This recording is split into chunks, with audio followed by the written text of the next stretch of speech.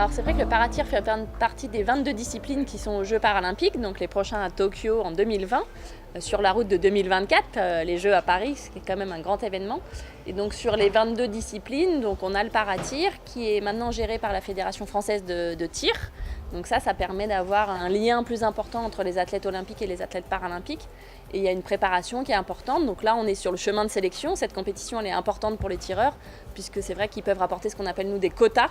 Donc de gagner leur place pour les Jeux paralympiques, c'est un peu le Graal pour tout athlète de pouvoir participer aux Jeux paralympiques. Le fait d'avoir 50 nations regroupées ici sur le stand de tir du CNTS, qui viennent en découdre pour ouvrir les quotas par nation pour les Jeux de Tokyo, c'est vraiment quelque chose d'extraordinaire. Je pense qu'on ne réalise pas à quel point cette compétition est importante pour les différentes nations, puisque tant que le quota n'est pas ouvert, ça veut dire qu'on ne participe pas aux Jeux. Le quota n'est pas nominatif, c'est-à-dire que la nation ouvre pour le pays. Et après, à eux de mettre, lorsque le quota est ouvert, le sportif qu'ils souhaitent.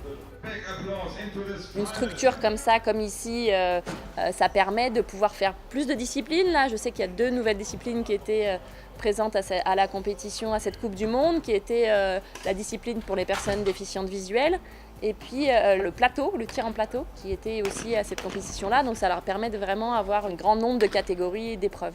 On dit les médailles, ça se joue à rien. C'est souvent un petit grain de sable qui peut faire passer de la première place en dehors du podium. Et donc chaque petit détail est vraiment important dans des préparations qui sont comme ça, aussi au millimètre près. Et d'avoir une infrastructure où on peut circuler librement, où il y a de l'espace. On voyait, même pour les gens derrière qui sont les spectateurs, ça veut dire qu'il faut penser aussi aux athlètes qui sont des athlètes en situation de handicap, mais aussi les spectateurs qui viennent voir et qui puissent circuler comme ça dans les allées, c'est important. Et c'est vrai que le lieu, il est assez incroyable. Par la diversité des épreuves qu'il peut proposer, mais aussi par la facilité d'accès et de circulation. Je crois que ça, c'est vraiment un outil qui est précieux pour la France. Quand on va sur des compétitions et que l'on voit que tout est adapté, que les gens en fauteuil circulent, qu'il y a des espaces qui sont vraiment adaptés à tous les niveaux, que ce soit sur le plan sportif, sur le plan des toilettes, des salles de réunion, pour les repas. Donc pour eux, c'est tout un stress qui est éliminé. Quand on doit en permanence s'adapter, c'est au détriment de la concentration pour la compétition. Les personnes qui sont en situation de handicap et qui tirent, si durant la journée il faut qu'ils gèrent trouver une toilette adaptée sur 15, s'ils n'arrivent pas à se déplacer parce qu'il faut qu'ils fassent un grand tour pour accéder sur un lieu parce qu'il n'y a pas de rampe pour y aller, mais tout ça ce sont des facteurs de stress. Alors qu'ici, le facteur stress à ce niveau-là, je dirais, est complètement effacé. Je dirais que cet équipement a effacé les différences sur le plan de la pratique sportive. Et moi, j'ai discuté avec beaucoup de nations depuis le début de la semaine. Ils sont vraiment unanimes. Ils n'ont jamais eu des conditions aussi excellentes pour pratiquer leur discipline. On peut saluer la Fédération française de tir qui a investi, parce que c'est pas rien de faire des investissements sur des infrastructures comme ça. Et puis je crois les licenciés, il faut les remercier parce que je sais que la licence a participé au financement de cette structure. Donc je crois, on le dit souvent, le sport c'est vraiment un partage. Et donc quand on arrive à construire des projets comme ça, parce que tout le monde est d'accord et tout le monde a envie, et en même temps d'aider à la préparation de la performance, mais aussi de pouvoir prendre du plaisir sur un lieu avec toutes ces disciplines-là. C'était un défi pour nous parce qu'accueillir des compétitions internationales, on commence, je vais dire avec beaucoup de modestie, mais on commence à prendre de l'habitude.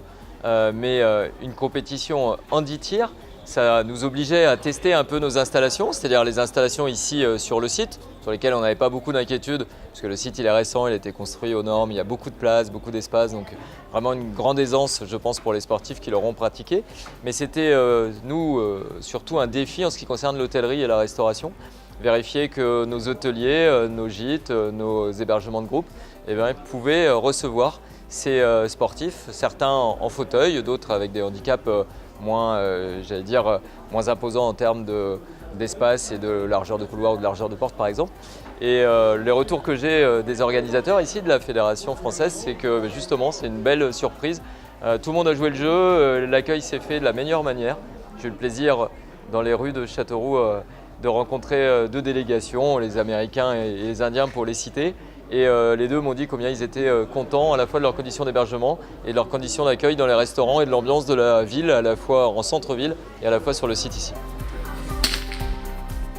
Le CNTS est vraiment un lieu important, je pense, pour préparer et les équipes de France, mais aussi de pouvoir accueillir les délégations étrangères qui vont préparer les Jeux Olympiques et Paralympiques à Paris.